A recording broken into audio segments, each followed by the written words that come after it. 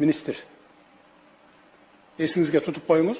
Бүгүн чыгып туруп ревизия кылыңыз, каяктан алынып келинип атат, эмне үчүн өзүбүздөн чыккан өндүрүштү албай атасыңар ошону түшүндүңүз, Министрликке Адылбек Алешевичти кошуп бергенмин, куратор кылып, мына кыдырып жүрүшөт. Азыр бүтүндөй республика боюнча кемчиликтеринин бардыгын ордуна коет. Бюджеттен, мамлекеттен, өкмөттөн кандай жардам керек болсо, ошолордун баарын берет. Bir жума мурун ошо кызматка коюп атканда Адылбек Алешевичти кошуп бергенмин бул кишиге. Муну эске алабыз. Негизи эле ата мекендик өндүрүштөн чыккан товарга басым жасаңыздар. Министрликтер, депутаттар болобу, строительдер болобу, же башкалар болобу.